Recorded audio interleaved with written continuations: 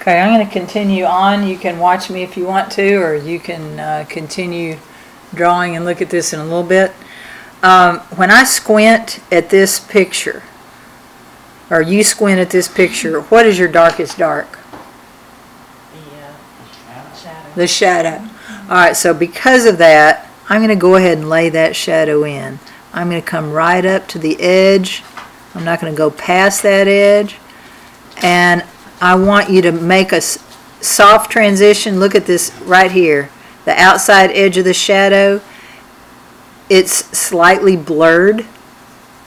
So you'll get to that edge of the shadow, but not make a really hard dark edge. Just kind of let it blur out a little bit. But by creating my darkest dark, laying that in now, I know that everything else is going to be a little lighter than that. And I'm going to look right here in this curve of the circle, the sphere. I'm going to come close to that dark, leave a little bit of reflected light.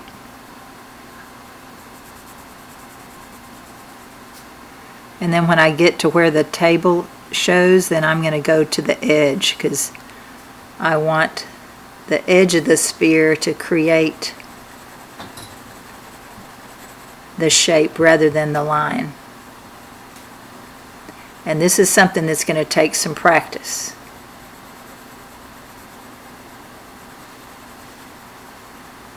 Part of the sphere you don't color at all because of the light hitting it.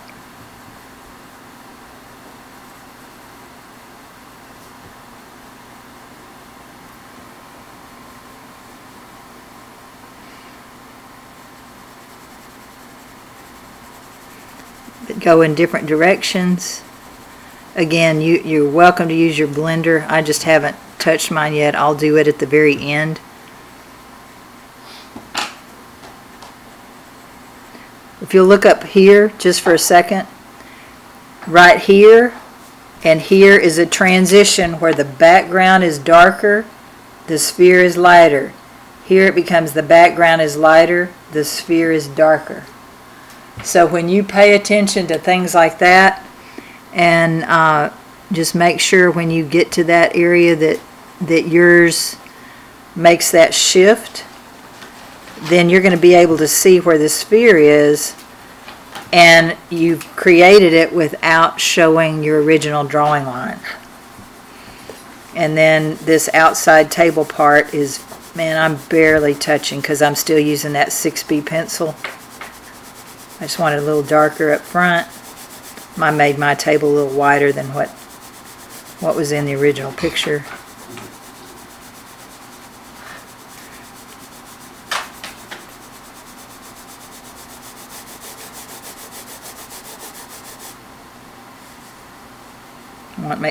When I look at this, I don't have this dark enough right in here. From here to here is all the same shade, so I want to make this a little darker, create more of a bend,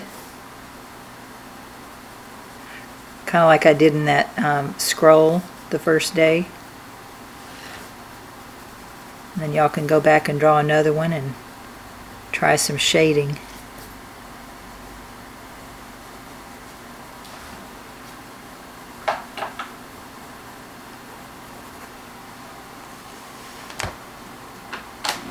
Okay?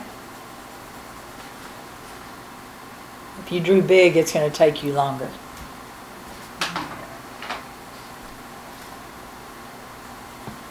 But I'm going to let you, I want everybody to make sure you see that now, and then I'm going to blend it with a stump, and you'll be able to see before and after in the video, so you can decide, well, do I like it that way? Do I not?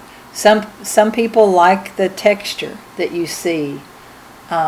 And some people like their drawings really smooth, and sometimes it depends on what it is you're drawing. When I'm dealing with a face, especially a child's face, I'm going to use a blending stump. I'm going to smooth it out, or I'm going to use powdered charcoal, or graphite that I haven't showed you yet. But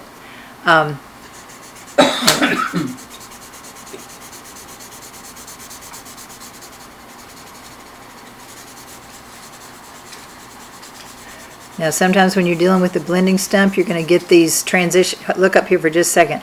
See, when I went, and I get lines here and here. So instead of doing the back and forth, you might do little swirlies or shorter lines to where you're not getting that jerky transition.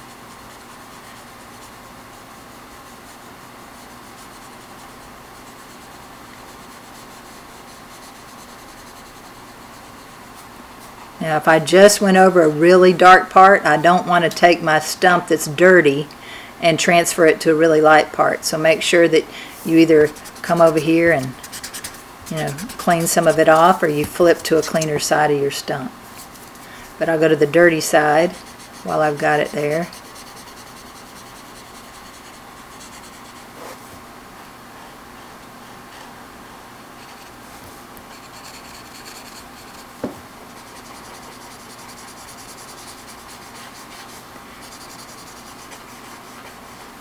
And I'm not pressing hard on my paper. You don't want to scrub because you'll tear your paper up. I do want you to see how this is making this much darker. Bless you. I told the kitties not to leave any fur for you. They don't always pay attention. But I want to obliterate the line that was back there. So now when I'm looking at this, I'm not seeing much of the original lines. I'm seeing this shape that's somewhat becoming three-dimensional. And I use curved lines on the curved object. I can, drag those around, barely touching. Okay? So if I might blur some of that into this. That's a little stark white for me. There.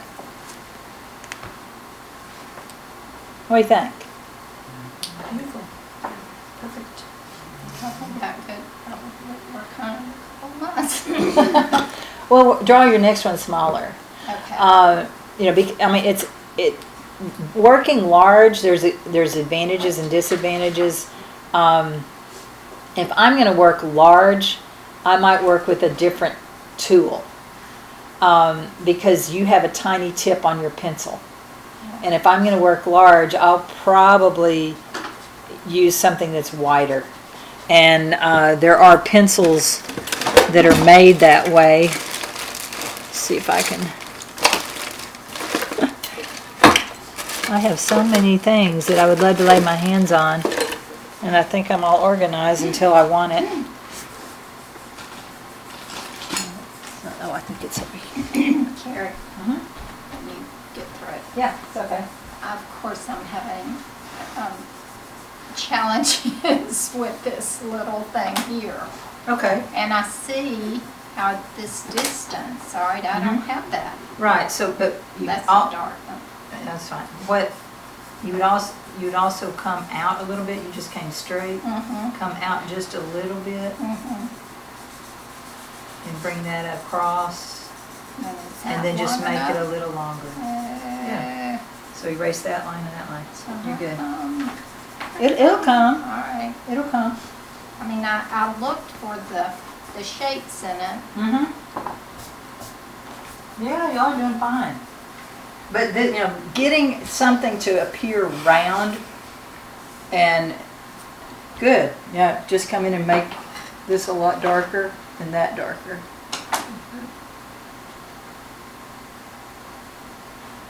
It's kind of warped.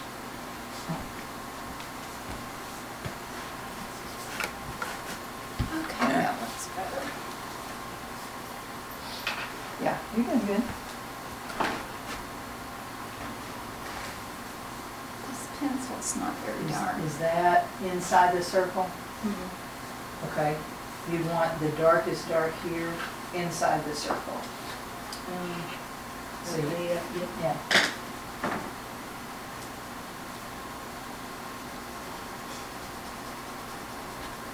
Oh yeah, I was looking for something.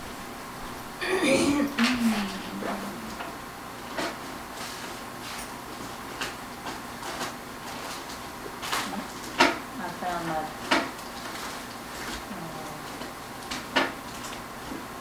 t-shirts. Yeah, Do you have a little piece of one? you can have a whole one. Well, not a whole t-shirt, not a whole piece. Yeah, I wasn't here week one. Oh, then. Well, y'all need to get one then. Thank you. Anybody need one for today? You didn't bring it? I've got plenty of t-shirts I can cut up. So, if you don't have yours, feel Jan free has to. hers. Yeah, I have one. Yours. Thanks. Y'all want a t-shirt? You got your t-shirt? Yeah, my t-shirt. Okay. That's a really expensive tool, yeah. Very sarcastic.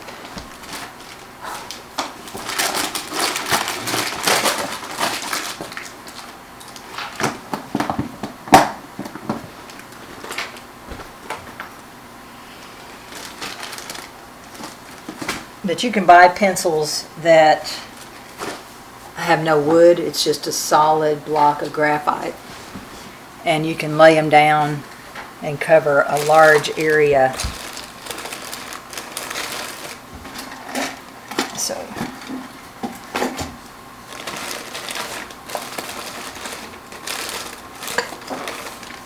here they are.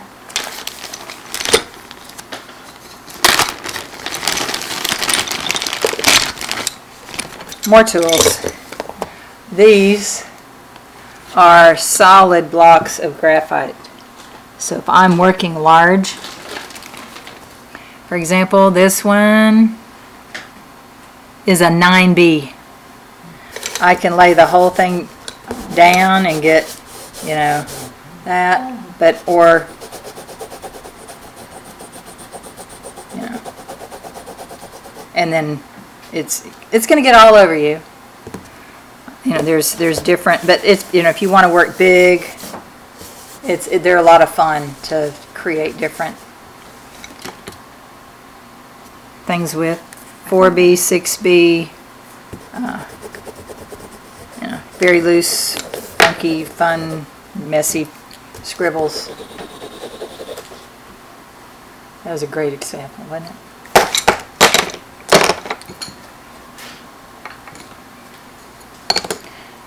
Okay, continue that one later. We have about 45 more minutes, and I want to show you a couple things to possibly do in the next couple of weeks. And you're going to need your ruler and your compass, and probably need to take your paper out of the holder that it's in. There we go. Now one thing you can do while we're not meeting, you know, you have all these black and white pictures of the spheres, and like this is a floating one. What's cool about this one compared to the one you just did, the ellipse is separate from it, which gives it the illusion that it's in the air. So just by separating your shadow can give you a feeling of movement. So feel free to try any of these that you want. Even if you enlarged them and printed them out and just drew the outline, you know, practicing shading is a good thing. So now I would love for you to draw it rather than trace it, but yeah. Anyway, before I go on to the next thing I wanted to show you, I do want to tell you a couple other things of what's important with value. This was given to me from Karen Margulis, who I took a class from. If you're dealing with atmospheric perspective, if you want to show something further off in the distance, it's going to be lighter. We're dealing with cooler right now because we're doing black and white. It's going to be fuzzier and duller. That's to show things in the distance. So if I want to show something up close, it's going to be darker in focus, and more intense. So if you remember some of the drawings that I showed you from that Dinah had, the things that were up close were darker. I'll pass this around and give you a better picture if you want to take a picture of it. But I use that a lot when I paint landscapes. It's real important to keep in mind because photographs lie, and I used to think they didn't until I started painting outside, and then I realized, yeah, they really do lie. And because they sharpen everything. Everything's in focus. The distance is in focus. The foreground's in focus. They darken the darks and lighten the lights. So you might the shadows in a photograph might look black, but if you're there in person, they're not black. There's just dark color. So anyway, what we're going to do right now is a beginning of perspective. Let me cut this edge off. This is what I call my flying shape assignment, and you can also use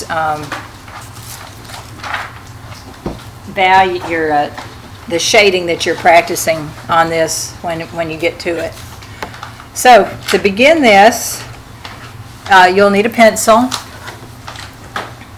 and you're going to decide where your vanishing point is. I'm going to put it. Let's see, you can't even see my whole, I'm going to stop this and start it again because I haven't zoomed in too far. Stop.